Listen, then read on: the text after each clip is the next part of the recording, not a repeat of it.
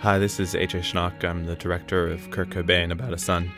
Instead of doing a traditional director's commentary for this particular film, which pretty much has a very definitive audio track of its own, I thought I'd take you through some of the decisions and ideas that went into the making of this film, particularly some of the locations where we shot, nearly all of which have kind of specific connection to Kurt and his life.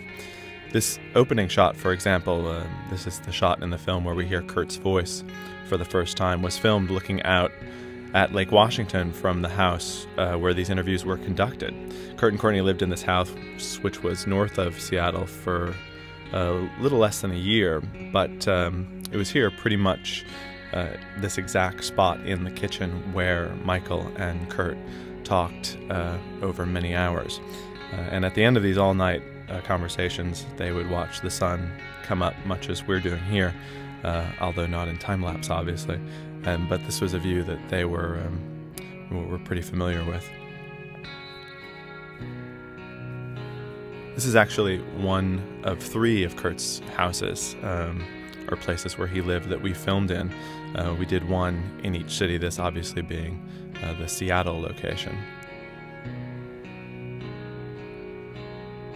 And this here is the house that he lived in Aberdeen, pretty much the first house that he had on his own, where he had roommates. We called it the Turtle House because in the film he talks about having kept turtles here and it's smelling of turtles.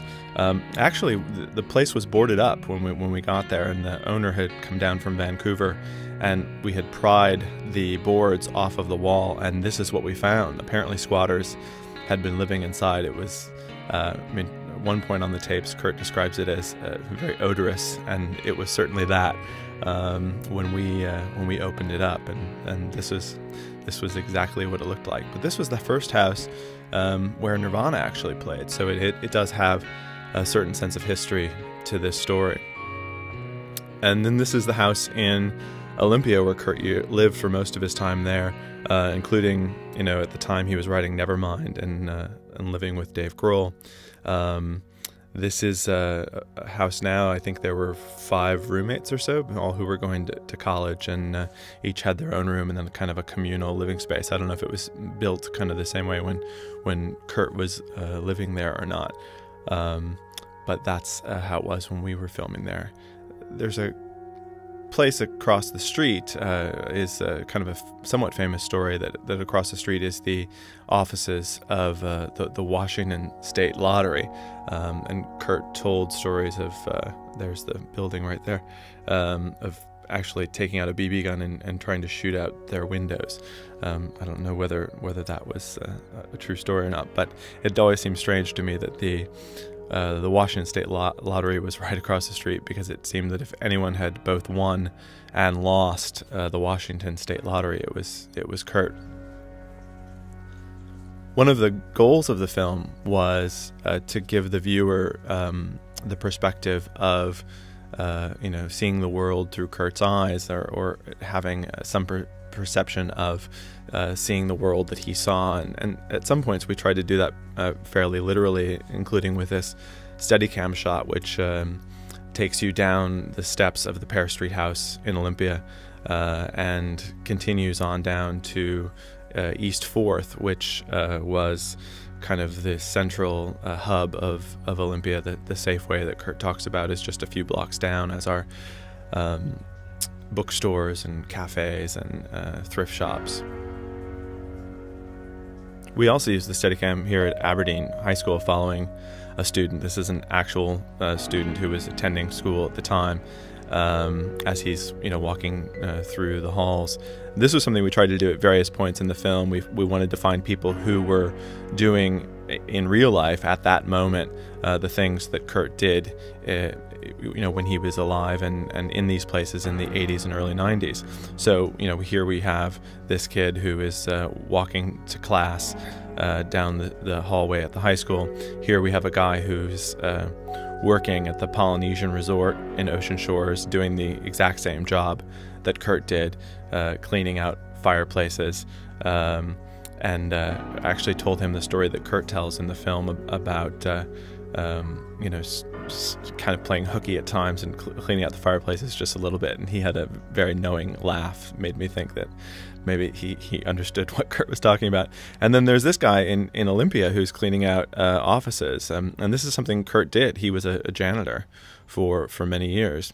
And even though he doesn't specifically mention all the janitorial jobs that he had in the tapes that we used, we wanted to represent, you know, kind of those sorts of things. So that's why when he starts talking about punk rock in the Aberdeen section, we find ourselves here in the janitor's closet at Aberdeen High School, because after Kurt dropped out of high school, he actually went back and worked at the school as a janitor.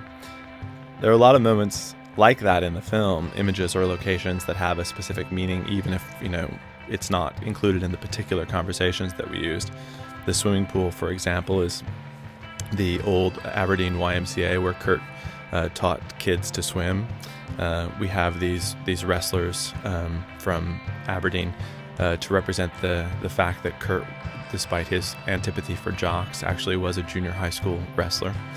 And then this whole sequence, which is on top of the Terminal Sales Building in Seattle, which for many years was the home of Sub Pop, and people who worked at Sub Pop and bands would go up on the roof and smoke cigarettes and hang out. So wanted to have moments like that, even if you don't know as a viewer specifically what they are. This shot, for example, this driving shot is kind of representing what happens after the tapes and the interviews are done. This is a drive down to the last house that Kurt lived in. And we wanted to show the sense of, during the song Bourgeois Blues, that Kurt is you know, moving into a neighborhood that is very nice and wooded and has a sense of upper class quality to it.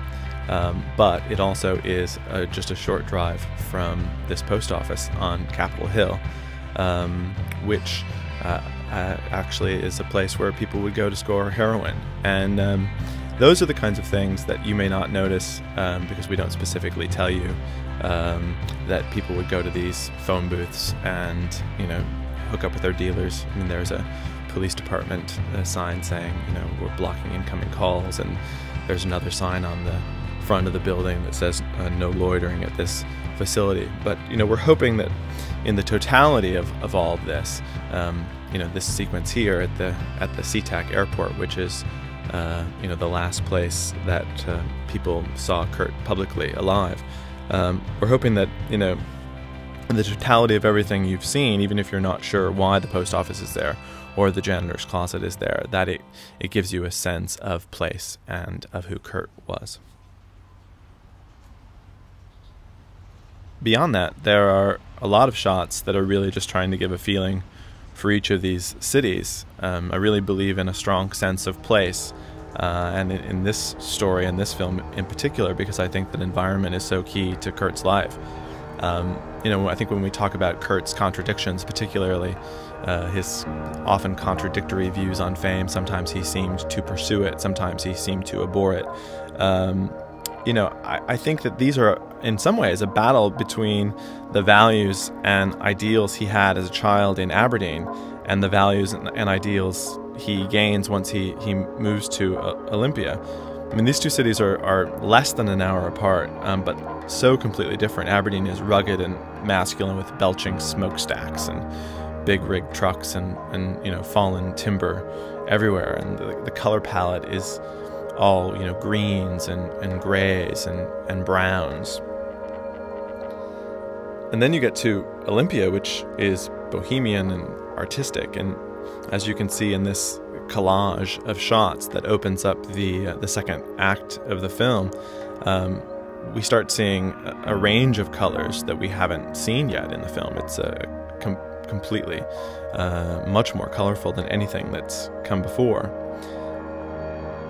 And even though we're shooting, you know, these images in the current day, in the early 21st century, you know, I think much of what we found was the same as the world that Kurt lived in. You know, we did these portraiture shots in the film, and after Michael Azerrad watched the first cut, he mentioned to me he loved that I had found all these guys in Aberdeen with mustaches, because Kurt hated mustaches. But I hadn't actually tried to do this. I was just grabbing guys who I thought would be, you know, good for the